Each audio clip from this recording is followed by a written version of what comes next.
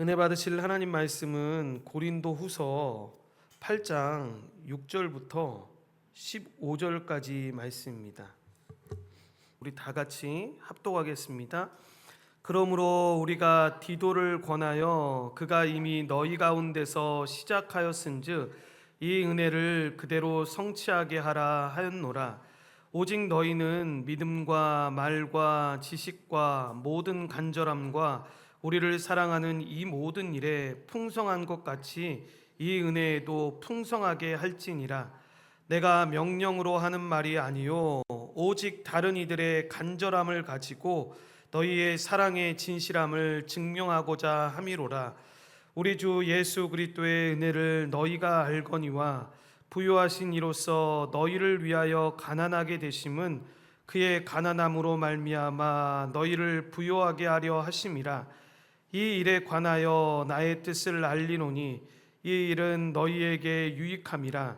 너희가 1년 전에 행하기를 먼저 시작할 뿐 아니라 원하기도 하였은즉 이제는 하던 일을 성취할지니 마음에 원하던 것과 같이 완성하되 있는 대로 하라.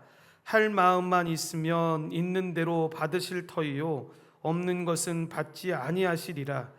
이는 다른 사람들은 평안하게 하고 너희는 공고하게 하려는 것이 아니요 균등하게 하려 함이니 이제 너희의 넉넉한 것으로 그들의 부족한 것을 보충함은 후에 그들의 넉넉한 것으로 너희의 부족한 것을 보충하여 균등하게 하려 함이라.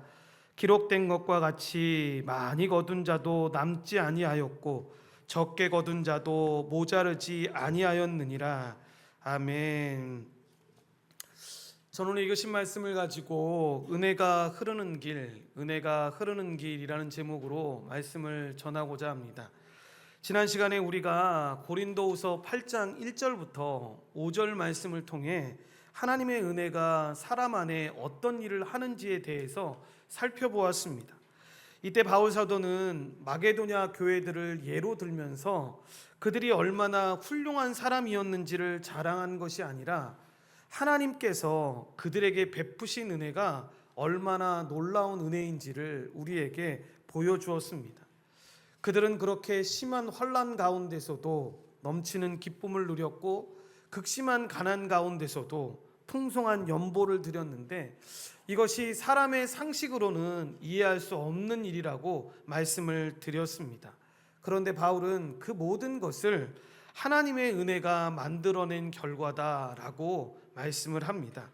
또한 그들은 헌금을 부담으로 여기지 않고 특권으로 여겼다라고 말씀을 드렸습니다. 그들은 돈을 드린 것이 아니라 먼저 자신을 주님께 드린 사람이었습니다. 결국 은혜가 이 사람을 변화시키고 관점을 바꾸며 삶을 바꾸는 하나님의 능력이라는 사실을 우리가 함께 살펴보았는데 오늘 본문에서 바울은 한 걸음 더 나아가서 이제 이야기를 시작합니다. 마게도냐의 교회에 나타냈던 그 은혜의 모습을 나타냈던 사도 바울이 이제 우리에게 그 은혜가 어디에서 오는가라는 가장 질문에 답을 하는 겁니다. 그 답은 여러분 우리가 잘 알고 있는 것처럼 예수 그리스도에게서 그 답이 오게 됩니다. 그래서 오늘은 그리스도의 은혜를 받은 사람은 왜 기쁨으로 그 연보를 드릴 수 있는지, 그리고 왜 바울이 헌금을 단순한 돈의 문제가 아니라 은혜로 부르고 있는지를 함께 살펴보려고 합니다. 먼저 9절 말씀을 우리 합독하겠습니다. 우리 주 예수 그리스도의 은혜를 너희가 알거니와 부요하신 이로써 너희를 위하여 가난하게 되심은 그의 가난함으로 말미암아 너희를 부요하게 하려 하심이라. 아멘. 여기서도 바울 사도가 뭐라고 이야기합니까? 단순히 주 예수 그리스도라고 말하지 않고 주 예수 그리스도의 은혜라고 말합니다. 여러분 이렇게 말하는 이유가 있습니다. 지금 말하고 싶은 핵심이 은혜이기 때문입니다. 앞에서도 마게도냐 교회들을 자랑한 것이 아니라 하나님께서 마게도냐 교회들에게 주신 은혜를 자랑했다고 했는데 이제 사도가 두 번째로 예수 그리스도의 모범을 이야기하는 것입니다. 예수님은 원래 모든 영광과 부요함을 가지신 전능하신 하나님이셨습니다. 그런데 그런 분이 우리를 구원하시기 위해 하늘의 영광을 내려놓으시고 여러분 사람이 되어서 이 땅에 오신 것입니다. 오신 것에 그치지 않고 그분이 십자가에서 자신의 생명까지 내어주신 것입니다. 바울은 이것을 9절에 나오는 부요하신 분이 우리를 위해 가난하게 되셨다라고 이 성육신의 과정을 표현하고 있는 겁니다. 여기서 왜 바울이 여러분 부요함과 가난함이라는 이 돈과 관련된 표현을 사용했냐면 지금 예루살렘 교회를 위한 이 헌금을 이야기하고 있기 때문입니다. 여러분 많은 사람들이 예배는 영적인 일이라고 생각을 하고 돈은 세상적인 일이라고 생각들을 많이 합니다. 그런데 바울은 그렇지 않다라고 보았습니다. 돈을 어떻게 사용하는지도 우리의 믿음을 보여주는 중요한 자리라고 이야기하는데 이렇게 헌금은 단순히 돈을 내는 행위 자체가 아니라 그리스도의 은혜가 흘러가는 일이다라고 이야기를 합니다. 예수님께서 우리를 위해서 자신의 것을 내어주셨듯이 우리도 다른 사람의 필요를 위해서 기꺼이 나누어 주는 것입니다. 그래서 바울은 묻는 것입니다. 여러분은 정말 이 은혜를 알고 있습니까? 라고 묻는 겁니다. 만일 우리가 예수님의 은혜를 받은 사람이라면 그 은혜는 우리의 삶에도 나타나야 한다는 겁니다. 예수님께서 우리를 위해 자신을 내어주셨던 것처럼 우리도 하나님께 받은 것을 다른 사람을 위해 기꺼이 나누면서 살아야 한다는 거죠. 바울은 바로 그런 삶이 은혜를 받은 사람의 자연스러운 삶이라고 이야기하는 것입니다. 그래서 여기서도 특이한 점이 둘째로 사도가 이 돈, 모금이라는 말보다 은혜라는 말을 더 많이 사용한다라는 점입니다. 6절을 한번 우리 같이 합독하겠습니다. 그러므로 우리가 디도를 권하여 그가 이미 너희 가운데서 시작하였은즉 이 은혜를 그대로 성취하게 하라 하였노라. 아멘. 보시면 여러분 우리말로 그냥 쉽게 표현하면 지금 사도가 1년 전에 부탁한 요금을 성취하라고 말하면 될 것 같은데 그렇게 말하지 않는다라는 거죠. 은혜를 성취하게 하라라고 이야기합니다. 이것은 여러분 물론 돈이라는 말을 꺼내기가 쑥스러워서 애둘러 표현한 것 아니냐라고 볼 수도 있습니다. 그런데 더 분명한 건 뭐냐면 바울 사도가 이 연보를 요구하고 있는 이것을 은혜의 관점으로 지금 보고 있다라는 것입니다. 이런 관점에서 본다면 우리의 마음도 여러분 다시 한번 점검해 봐야 합니다. 교회 안에서 돈을 이야기할 때 그 중심에서 이 은혜가 빠지게 되면 문제가 시작되게 됩니다. 이렇게 헌금을 단지 돈의 문제로만 보기 시작하면 불평과 비교와 이 오해와 갈등이 생겨나기가 쉽다라는 거죠. 그러면 그 안에서 끝나는 것이 아닙니다. 그렇게 됐을 때 교회의 하나됨이 무너지게 되고 결국 여러분 마귀가 틈탈 자리를 여러분 내어주게 되는 것입니다. 여러분 이것은 어떤 헌금도 마찬가지입니다. 헌금은 먼저 돈의 문제가 아니라 은혜의 문제라는 사실을 기억해야 합니다.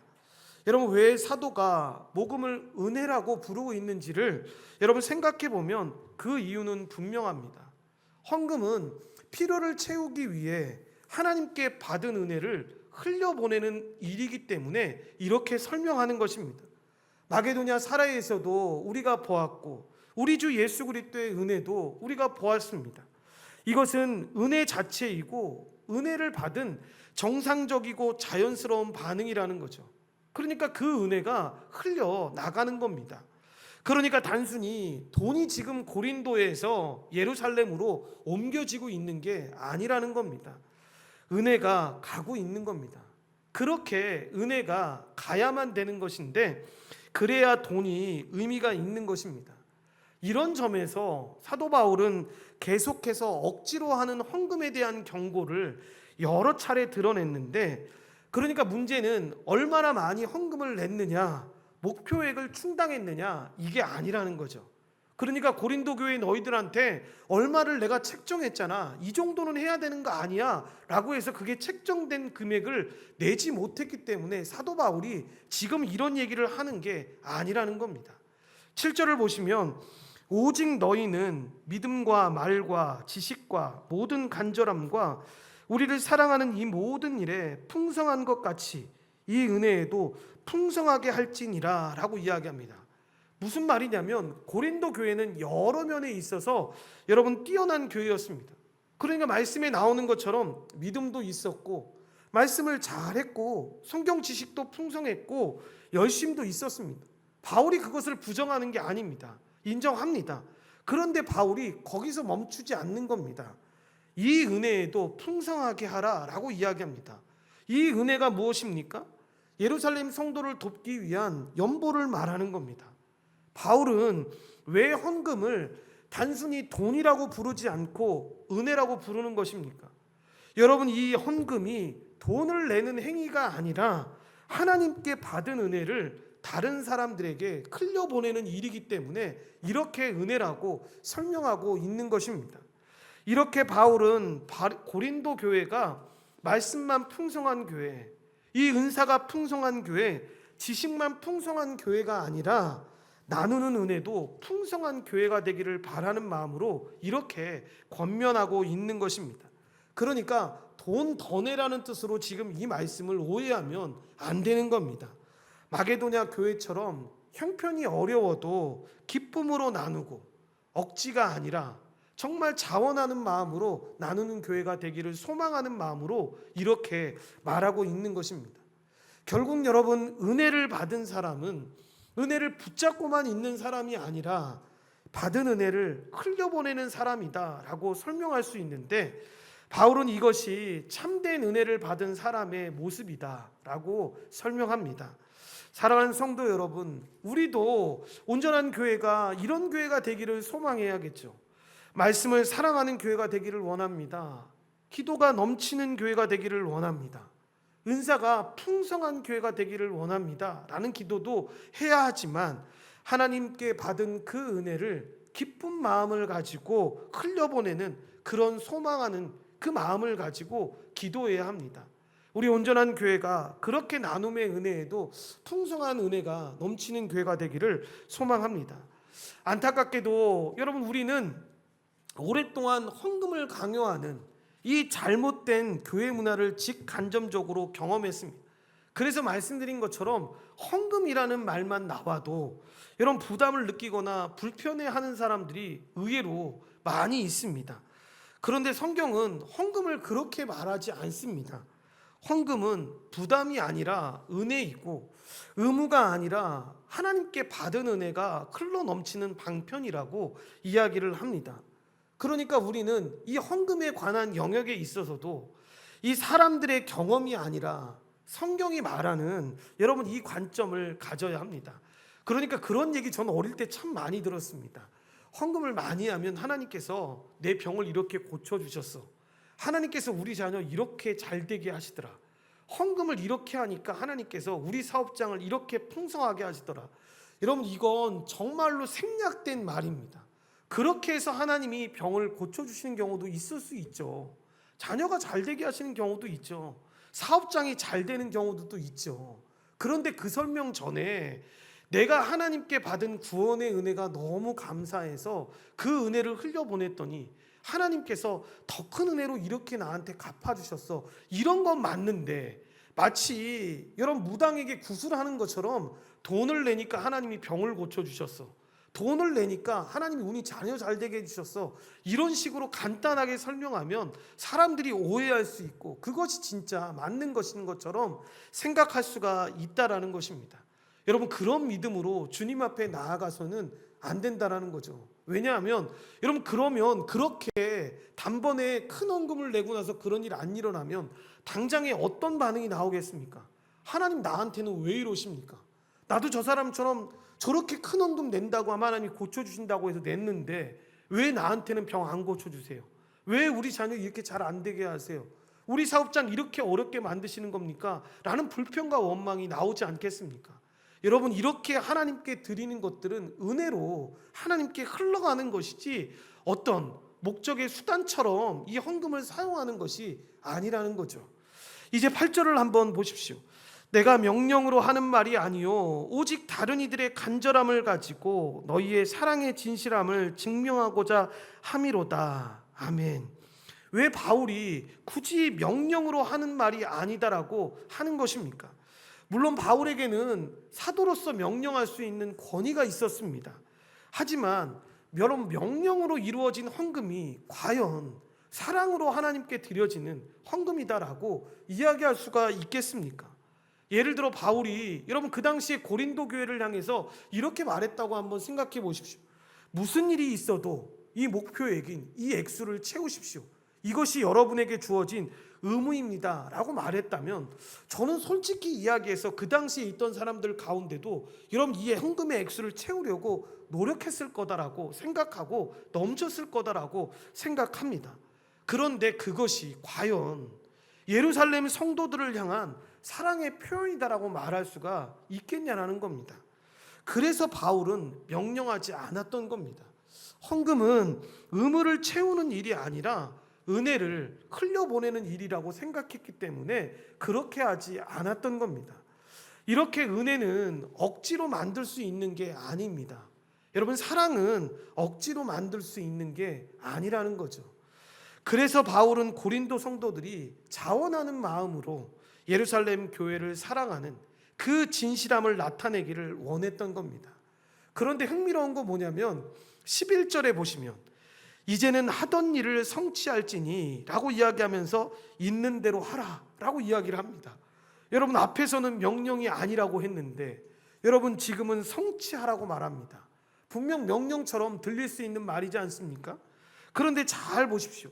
바울은 무조건 많이 하라, 힘에 지나도록 하라, 가난해질 때까지 하라 이렇게 말하지 않는다라는 거죠. 있는 대로 하라라고 이야기합니다. 행동은 권하지만 여러분 액수는 강요하지 않습니다. 완성은 권하지만 자원함은 빼앗지 않는다라는 거죠. 형식은 권면이지만 내용은 끝까지 은혜로 이어지고 있다는 걸 우리는 보게 됩니다. 여러분, 이 말씀은 오늘날 우리가 드려지는 그 헌금에도 그대로 적용되는 겁니다. 우리는 종종 묻습니다. 특히 청년들이 가끔 저에게 그런 질문을 했다고 했지 않습니까? 목사님, 저는 321만 몇천 얼마를 버는데 11조를 얼마를 드려야 합니까? 32만 몇천 원을 드려야 합니까? 아니면 33만 원을 드려야 합니까? 아니면 잘라서 30만 원을 드려야 합니까? 그때 제가 그 청년에게 했던 말, 네 마음대로 드리라고. 그러니까 그 청년이 이게 뭡니까? 라고 이야기했을 때, 야, 그걸 왜 그렇게 질문을 하냐고. 32만 얼마를 드려도 되고 30만 원을 드려도 되고 정말 40만 원을 드려도 되는데 왜 은혜로 해야 되는 일을 그렇게 억지로 해야 되는 의무인 것처럼 생각해서 그렇게 하나님께 예물을 드리려고 하냐고. 그리고 어떤 사람들은 그렇게 얘기하시는 분들도 있습니다. 신약 성도들도 굳이 11조를 해야 되냐라고 이야기하시는 분들도 있습니다. 11조는 하나님의 뜻을 나타내는 귀한 가르침입니다.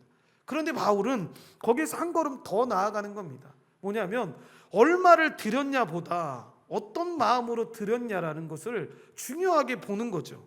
그러니까 억지로 드리는 헌금은 의무는 될 수는 있지만 은혜가 되기는 어렵다라는 거죠. 반대로 그리스도의 은혜에 감사하면서 자원함으로 드리는 헌금은 비록 많지 않아도 하나님이 기뻐 받으시는, 하나님이 즐겨하시는 그 헌금이라는 거죠. 그러므로 중요한 질문은 이것입니다. 여러분의 헌금에는 그리스도의 은혜가 담겨 있는지, 억지로 드리는 헌금은 아닌지, 은혜로 감사하면서 주님께 드리는 헌금인지 다시 한번 점검해 봐야 합니다.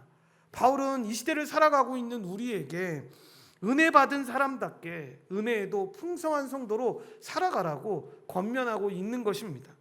사도는 이런 방식으로 세 번째, 예루살렘 교회를 위한 모금을 고린도 교회가 완수해 주기를 바라는데, 그런데 여기에도 잘 보면 사도가 이 모금에서 제일 중요하게 생각하는 것이 무엇인지 보여줍니다. 10절부터 12절에 보면 사도의 마음이 충분하게 읽혀지는 강조점이 드러나는데 10절에서 사도는 이렇게 말했습니다. 이 일에 관하여 나의 뜻을 알리노니 이 일은 너희에게 유익함이라. 너희가 1년 전에 행하기를 먼저 시작할 뿐 아니라 원하기도 하였은즉 이라고 이야기합니다. 그러니까 사도의 뜻은 분명한 겁니다. 뭐냐면 이 복음이 드리고 있는, 은혜를 흘려보내고 있는 고린도 사람들에게도 유익하다라는 것을 이야기하고 있는 겁니다. 이럴 때 여러분 조건은 무엇입니까? 자원하는 이 마음입니다. 여러분 한번 이 억지로 헌금을 드렸다고 한번 생각해 보십시오. 제가 부교육자로 있던 교회도, 여러분과 함께 있었던 교회에도 종종 그런 일이 있었었는데, 한 번씩 여러분 평일날 어떤 분들이 와서 눈물을 지으면서 얘기하시는 분들도 있었고, 어떤 분들은 소리 지르면서 고래고래 담임 목사 나오라고 막 소리를 지르는 경우들이 있었습니다. 이런 경우가 대부분 어떤 경우였냐면, 남편하고 대부분 남편분들이 그렇게 드린 적은 없었고, 아내분들이 남편하고 상의를 하지 않고 정말로 거금을, 그렇게 하나님께 헌금을 드린 경우가 있었습니다. 그럼 옆에서 아내는, 저희 아버지 얘기 들어보니까 저 때는 그런 일은 없었는데 남편한테 얻어맞은 거죠. 그래가지고 부은 채로 끌려서 오시는 분도 있었고, 돈을 달라고 얘기를 하는 경우들이, 이 사람이 미쳤다고 그렇게 헌금을 드렸다. 이 남편분은 교회를 안 다니시는 분이었으니까 그렇게 막 외치시는 경우가 있었습니다. 그러면 목사님이 그분한테 기도를 해주시면서, 그렇다고 그렇게 아내를 그렇게 소홀히 대하시면 어떡하냐고, 교회에서 내일 입금해 주라고 얘기를 할 테니까 그렇게 아내를 소홀하게 대하지 마시라고, 아내를 귀하게 여겨주시라고 하고 말씀하시면서, 그 아내분에게도 너무 죄책감 갖지 말고 너무 미안한 마음 갖지 마, 사람들 아무도 모르니까. 저희들한테도 명령이 그렇게 오시는 날 같은 경우는 오늘 본 사람을 기억 속에서 지우라고, 그 사람이 부끄러워서 교회를 어떻게 나올 수 있겠냐고. 이 말이 만약에 흩어지게 되면 여기에 있는 이 사람들, 교육자들은 다 책임을 져야 한다라고 이야기를 하신 적이 있었습니다. 여러분 이것도 마찬가지인 거죠. 어떤 사람이 이렇게 억지로 만약에 드렸다고 생각해 보십시오. 그것이 그 드린 사람의 영혼에 유익하겠습니까? 마치 여러분 1억을 드리면 내가 지금 앓고 있는 질병 고칠 수 있어, 1억을 드리면 내 자녀 대학교 합격할 수 있어 라고 말해서 그렇게 여러분 드렸다고 한다면, 그 일을 통해서 어떻게 은혜를 받을 수 있고 은혜를 나눌 수가 있겠냐는 겁니다. 마게도냐 사람들처럼 그 드림을 은혜의 특권이라고 말할 수 있는 사람이 누가 있겠냐는 겁니다. 솔직히 결코 그럴 수가 없다라는 거죠. 이렇게 은혜 없이 드리는 헌금은 세상 말로 하면 여러분 언제나 본전을 생각하게 됩니다. 결코 유익하지 않는 겁니다. 11절부터 12절을 통해 우리는 사도와 같은 강조를 보게 됩니다. 이제는 하던 일을 성취할지니 마음에 원하던 것과 같이 완성하되 있는 대로 하라. 할 마음만 있으면 있는 대로 받으실 터이요 없는 것은 받지 아니하시리라 라고 이야기합니다. 마음에 원하던 것, 할 마음만 있으면 같은 표현들을 사용을 합니다. 그러니까 사도의 관심은 계속해서 말씀드렸던 것처럼 모금액을 채우는 것이 아니었습니다. 사도의 관심은 자연스럽게 자원하는 마음으로 얼마를 드릴 것인가, 이 양을 결정하는 건 은혜를 받아서 변화된 마음의 질이라는 걸 잘 알았습니다. 이렇게 은혜가 양을 지배하게 되는 거죠. 12절 말씀을 표준 세번역은 그래서 이렇게 번역합니다. 기쁜 마음으로 자기의 형편에 맞게 바치면 하나님께서는 그것을 기쁘게 받으실 것입니다. 하나님께서는 없는 것까지 바치는 것을 바라지 않으십니다 라고 분명하게 말씀한다라는 거죠. 그리고 사도는 다시 한번 예수님께서 부요하신 자로서 이 우리를 위하여 가난하게 되심으로써 이 가난한 우리를 부요하게 하신 일을 적용적 관점으로 이렇게 권면합니다. 13절과 우리 14절 말씀은 우리 다 같이 합독하겠습니다. 이는 다른 사람들은 평안하게 하고 너희는 공고하게 하려는 것이 아니요 군둥하게 하려 함이니 이제 너희의 넉넉한 것으로 그들의 부족한 것을 보충함은 후에 그들의 넉넉한 것으로 너희의 부족한 것을 보충하여 균등하게 하려 함이라. 아멘. 여기서 바울이 보편교회를 향한 그 넓은 마음을 표현하는 겁니다. 지금 사울도 바울이 말하는 게 무엇입니까?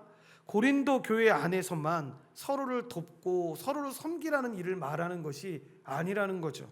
한 번도 만나본 적 없는 예루살렘 교회를 도우라라고 이야기하는 겁니다. 더 나아가 이것은 이방인 교회가 유대인 교회를 섬기는 일입니다. 문화도 다르고 언어도 다르고 이 민족도 다르고 살아온 배경도 다 다르는데 그들에게 공통점이 있다면 오직 하나, 예수 그리스도를 믿는 믿음이었습니다. 그런데 그 믿음이 그 모든 차이를 뛰어넘어서 그들을 하나로 묶게 되는 거죠. 그들은 서로를 낯선 사람들이 아니라 주 안에서 한 형제요, 한 가족으로 보았습니다. 그러므로 교회 안에는 우리와 너희가 따로 있을 수가 없는 거죠. 그리스도 안에서는 오직 우리만 있을 뿐입니다. 그러니까 제가 처음에 기도할 때 말씀드렸던 이 말씀 수련회나 청소년 수련회, 목회자 수련회 같은 거 할 때 제가 항상 그 기도하고 소망하는 것 중에 하나가 뭐냐면 우리 교회도 재정이 넉넉해지고 사람들이 많이 와서 믿음으로 더 구원함을 얻기를 원한다라는 기도를 하면서 재정이 넉넉해졌을 때 제일 먼저 풍성하게 돕고 싶은 곳이 바로 이곳입니다. 왜냐하면 수련회를 할 때 제가 여러분에게 한번 말씀드렸던 것처럼 우리 어른 성도들이 가는 수련회의 금액과 청소년들이 가는 수련회, 목회자들이 가는 수련회의 금액이 다릅니다. 똑같은 일정임에도 불구하고 다른 이유 중에 하나가 뭐냐면 어떤 한 사업가가 여러분 이 단체에 후원하는 금액이 있어서 그런 겁니다. 그러니까 중고등부 자녀들이 갈 때 요금이 싸지는 이유 중에 하나가 뭐냐면 그 아이들이 몇 명이 참석하든 상관없이 한 아이당 그 기업에 다니고 있는 한 사람의 믿음의 성도가 한 아이당 5만 원씩을 후원을 하는 겁니다. 그리고 목회자들은 이 두 번의 수련회를 다 가고 현실상 개척교회 목사님들이 많으니까 반 정도 넘는 금액을 한 사람당 상관없이 그 사람이 금액을 돕는 겁니다. 그러니까 매번 수련회가 할 때마다 이런 매번 수천만 원이 넘는 금액을 이분은 헌금을 하고 있는 겁니다. 우리가 아는 기업이 아닙니다. 여러분 그 돈이 그 사람이 많이 있기 때문에 그 돈을 드리는 게 아니라는 거죠. 한 번도 본 적 없는 아이들, 한 번도 본 적 없는 교육자들을 위해서 그렇게 섬긴다는 거죠. 여러분 이것이 은혜 아니고 어떻게 이 부분들을 설명할 수가 있겠냐라는 것입니다. 여러분 우리가 믿음으로 만나고 교회 안에서 형제와 자매들로 만나는 사람들도 이전부터 알았던 사람들이 만나는 경우도 있지만 대부분 처음 만난 사람이라도 그리스도 안에서 한 가족이다라고 우리가 이야기하지 않습니까? 그래서 그들이 어려움에 처했을 때 어떻게 나와는 상관없는 일입니다 라고 말할 수가 있겠냐라는 거죠. 제가 지난번에 한번 기도 부탁 요청했던 것처럼 이번에 며칠 전에 만났을 때에도 어떤 목사님을 만나고 그 목사님이 아내가 중한 질병이 있어서 수술을 받아야 되는데 그 수술 날짜가 수련회하고 딱 맞춰지게 되는데 이분이 강사였던 거죠. 대체할 수 있는 인물이 전혀 없는 그런 상황이었습니다. 그래서 병원한테 부탁을 해서 며칠만 뒤로 옮겨달라고. 그리고 나서 여러분 거기에 와서 말씀을 전하고 곧바로 그 아내를 지키기 위해서 가는 경우를 봤습니다.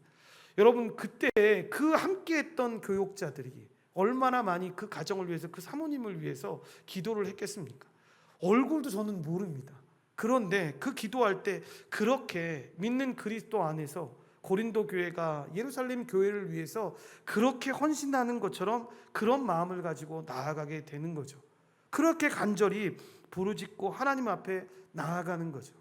그렇게 은혜는 마음으로서만 끝나는 게 아니라는 겁니다. 은혜는 다른 사람의 필요를 채우는 나눔으로 이어진다라는 거죠. 그래서 때로는 시간으로 섬기고 때로는 섬김으로 때로는 물질로 표현되는 것들을 보게 됩니다. 오늘 본문에서는 그것을 여러분 물질의 나눔으로 이야기하는 겁니다. 그러니까 바울은 그 고린도 교회의 헌금이 예루살렘 교회의 성도들을 위한 은혜의 열매가 되기를 바랐던 것입니다. 그러니까 바울의 목적은 예루살렘 성도들만 편안하게 하고 고린도 성도들을 힘들게 하려고 하는 목적이 아니었다라는 겁니다. 그렇게 고린도 성도들에게 무거운 짐을 지우려고 하는 것이 아니었습니다. 여러분 이스라엘 가면 유명한 호수가 있다고 하지 않습니까? 여러분 갈릴리 호수와 사해가 있는데 갈릴리 호수는 여러분 똑같이 흘러나오다가 한쪽으로는 갈릴리 호수로 가는 거고 한쪽으로는 사해로 가는 겁니다. 갈릴리 호수는 물이 계속 흘러가기 때문에 물고기도 많고 생명이 가득하다고 합니다. 반면 사해는 들어오기는 하는데 나가지를 않는 거죠. 그래서 가끔가다 이미지 보시면 사진 같은 거 보면 사람이 사해바다에서 이렇게 둥둥 떠 있는 거 보지 않습니까? 그런데 물이 여러분 더럽기가 여러분 정말 끝이 없을 것 같지 않습니까? 나가지가 않으니까. 그 안에 무슨 생명이 있겠습니까? 여러분 문제는 뭐였습니까? 같은 물을 받았는데 한쪽에서는 흘려보낼 때 생명이 있었던 것이고 한쪽은 그것을 꼭꼭 가다두고만 있을 때 죽어 있었다라는 거죠. 여러분 하나님의 은혜도 마찬가지라는 겁니다. 받기만 하면 점점 메마를 수밖에 없는 겁니다. 은혜는 흘려보낼 때 더 풍성해집니다. 이렇게 고린도후서 8장은 돈의 이야기를 하는 게 아니라 은혜의 흐름을 이야기합니다. 그러니까 고린도 사람들을 이 당황스럽게 만들려고 모금을 하는 게 아니라는 거죠. 바울 사도의 마음을 부모의 심정으로 한번 이해해 보십시오. 바울은 고린도 교회를 가난하게 만들려는 것이 아닙니다.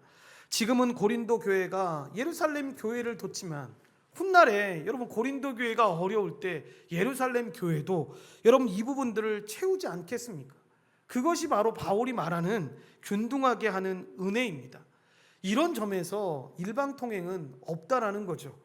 우리는 종종 돈과 물질만 생각하기 때문에 여러분 일반통행이라고 느끼기 쉽습니다. 그런데 지금 고린도 교회가 예루살렘 교회가 어려워서 연보를 하고 있지만 예루살렘 교회는 당연히 여러분 그 연보를 받고 어떻게 하겠습니까? 기도로 여러분 고린도 교회를 축복하지 않겠습니까? 사실 고린도 교회가 돈을 주기 전에 어떤 목사님은 그렇게 이야기하시더라고. 고린도 교회가 복음을 듣게 된 게 어떻게 듣게 된 거냐? 예루살렘 교회에서 복음을 전했던 사람들을 통해서 이 복음이 고린도 교회까지 전해지게 된 것 아니냐? 이미 빚진 자들 아니냐? 일방통행은 없었다라는 거죠. 그러므로 여러분 누구를 돕든지 내가 주기만 한다고 생각하지 않았으면 좋겠습니다. 여러분 이것처럼 여러분 의미 없는 잘못된 생각이 없습니다. 바울 사도도 로마서에서 이방인 교회인 로마 교회와 예루살렘 교회의 이 쌍방통행적 관계를 이렇게 표현합니다. 로마서 15장 27절에 나오는데 저희가 기뻐서 하였거니와 또한 저희는 그들에게 빚진 자니 만일 이방인들이 그들의 영적인 것을 나눠 가졌으면 육적인 것으로 그들을 섬기는 것이 마땅하니라 이렇게 이야기했다라는 거죠. 그러니까 신자라면 이렇게 생각하고 살아가는 것이 이상하지 않다라는 겁니다. 이것은 비단 이방인 교회와 예루살렘과의 교회만의 관계만을 이야기하는 게 아닙니다. 목사와 교인간의 관계에 있어서 교회와 선교사의 관계에서 선교사와 선교지에 있는 많은 사람들의 관계에서 여러분 모두 적용될 수 있다라는 거죠. 그렇게 하나님께서 갚아주시는 은혜가 있다라는 걸 잊지 말아야 합니다. 사도가 이렇게 말하는 것은 단지 자신의 생각을 말하는 게 아닙니다. 그는 하나님의 마음을 그대로 전하고 있는 겁니다. 그래서 바울은 15절에서 하나님의 마음을 출애굽기의 말씀으로 설명합니다.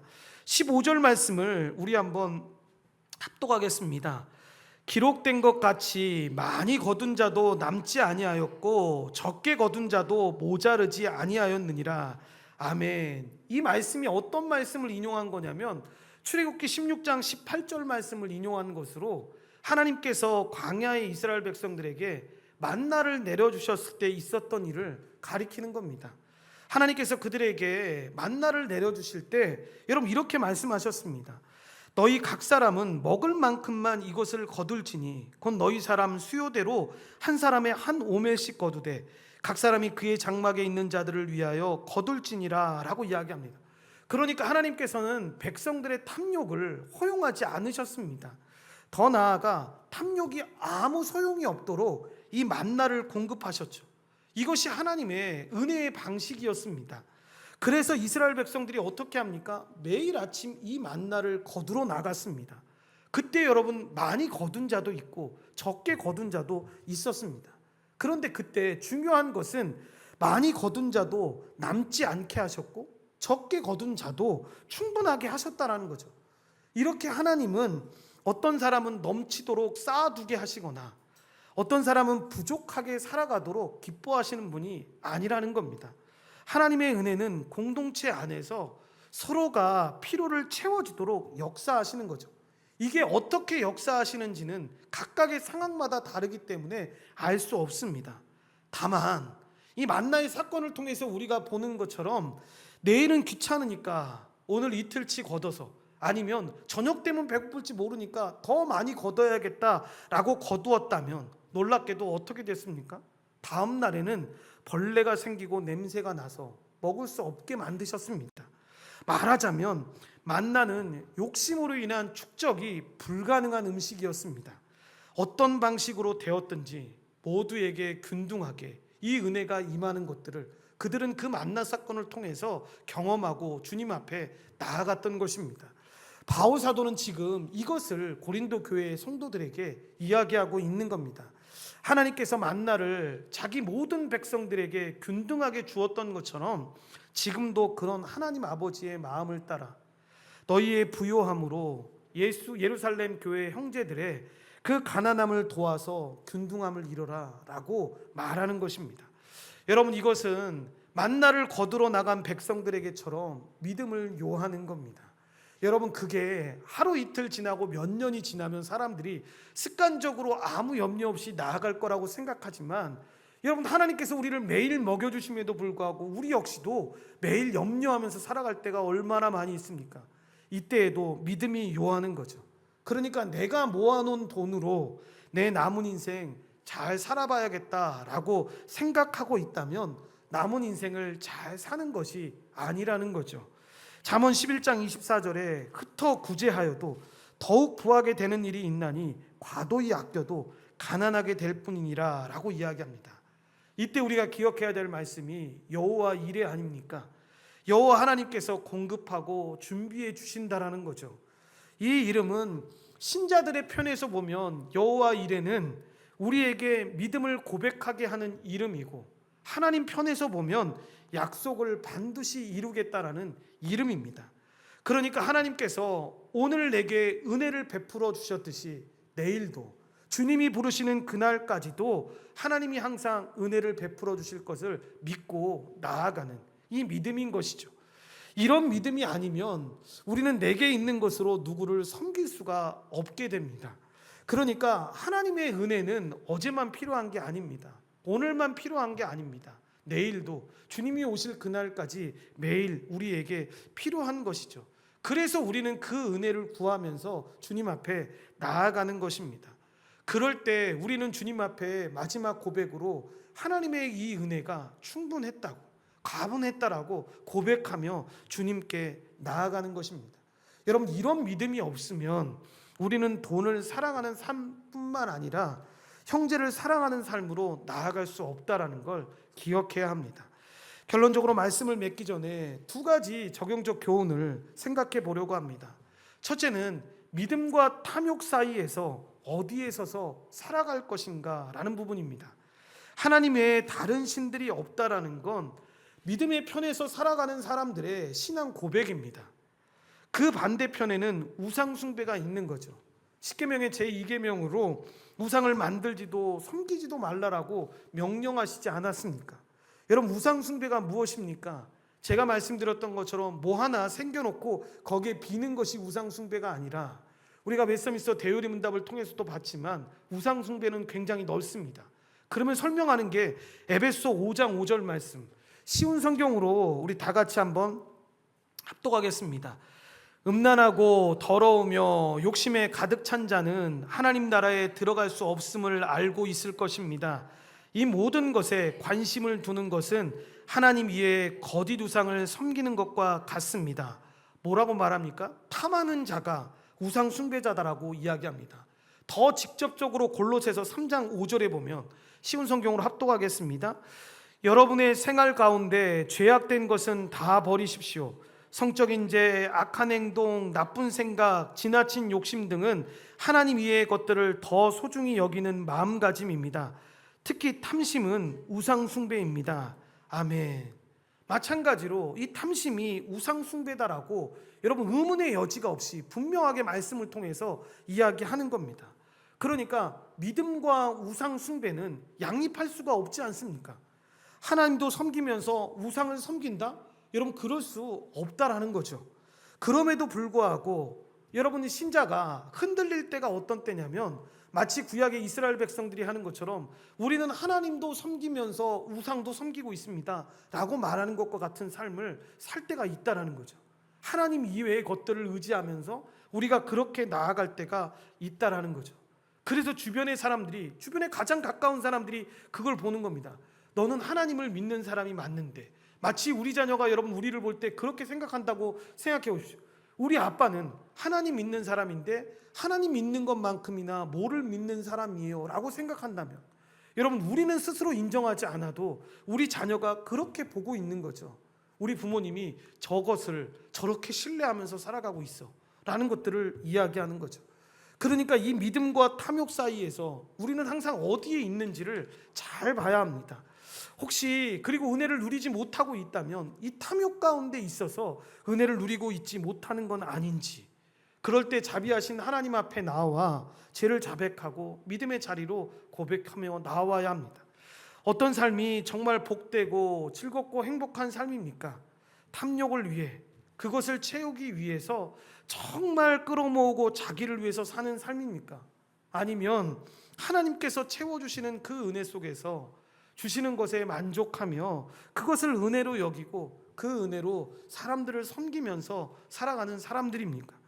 믿음과 탐욕 사이에서 어딘가에 서서 결정한다라는 건 여러분 고통스러운 결정이 아닙니다. 어떤 면에서 보면 너무나 분명하고 너무나 기쁘게 우리가 결정할 수 있는 내용입니다. 믿음의 편에 서서 은혜를 받으며 그것을 누리면서 살기를 하나님께 간절히 구하고 나아가는 자들이라면, 여러분 이렇게 사는 삶은 오히려 하나님 앞에 축복되고 복된 삶이라는 거죠. 제가 많은 사람들, 이 믿음의 결정들을 하면서 이 서약에 관한, 세례 서약에 관한 설명들을 할 때마다 많은 사람들이 그런 얘기를 합니다. 이것을 했을 때 부담을 느낍니다. 이런 부담이 있어서 정말 이거 할 때 좀 마음이 좀 목사님 어려워요, 이런 얘기들을 참 많이 합니다. 근데 그때 제가 정말로 믿음에 어느 역량 정도가 된다라고 생각하는 사람들에게는 직설적으로 이렇게 설명합니다. 뭐라고 이야기하냐면, 이게 부담이 되는 건 사실이지만 여러분 부담으로 느끼고 끝나면 안 됩니다. 왜냐하면 여러분 이건 신자는 그냥 해야 되는 일인 거지 부담이 아닙니다. 기쁘게 감사함으로 이 일들을 감당해야 나아가는 것이지, 여러분 세상에 믿지 않는 사람들을 이야기하는 게 아니라 믿는 사람들 가운데서도 나는 부담이 되니까 그걸 못하겠어, 여러분 그러면 신자가 아니라고 고백하는 것과 똑같은 건데, 여러분 이렇게 살아가는 게 너무 당연한 건데, 그것이 다른 믿는 신자들이 그렇게 안 믿고 있기 때문에 나도 그렇게 부담 안 느끼면서 살고 싶어요.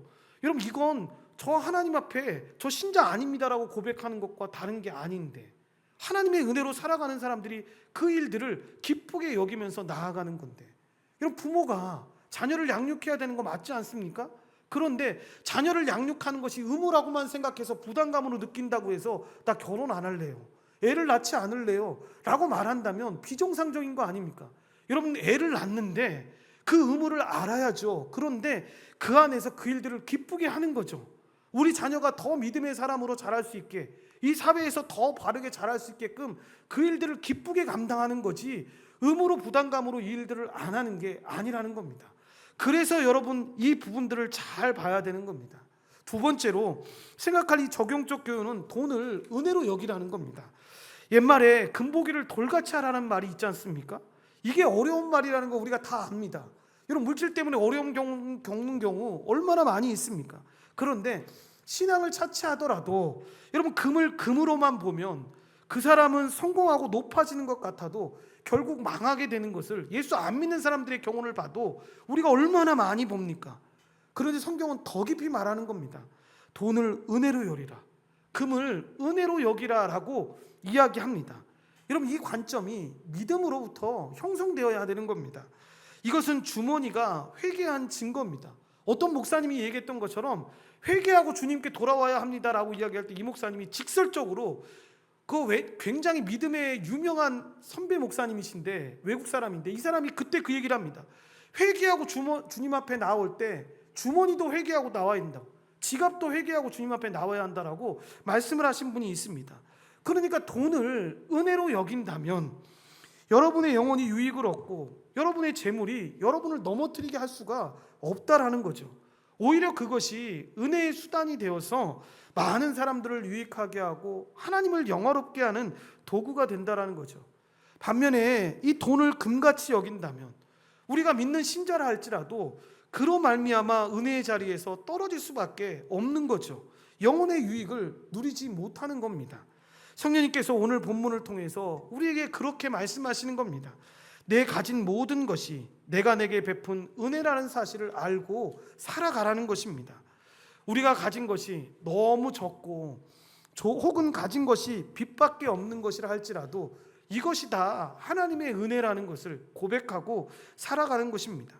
이것을 고백하게 됐을 때 하나님이 우리에게 주시는 이 모든 것이 은혜라는 것을 깨닫게 됐을 때 하나님이 주시는 그 풍성한 은혜들을 누리며 살아갈 수 있는 것입니다. 그러니까 결론은 있든지 없든지 중요한 것은 마음이라는 겁니다.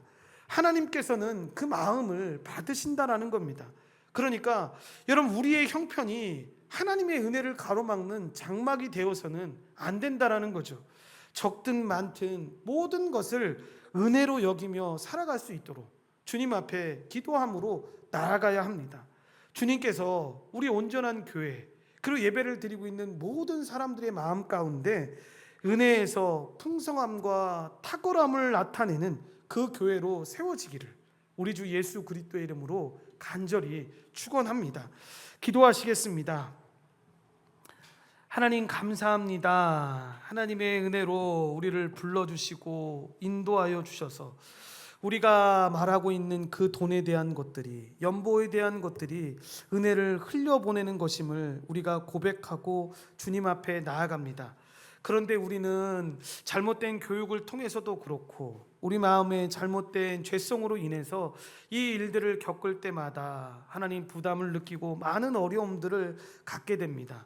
하나님이 그 일 가운데서 우리에게 베풀어 주시는 은혜라는 사실을 우리가 분명히 알아야 할 필요가 있다는 걸 고백합니다.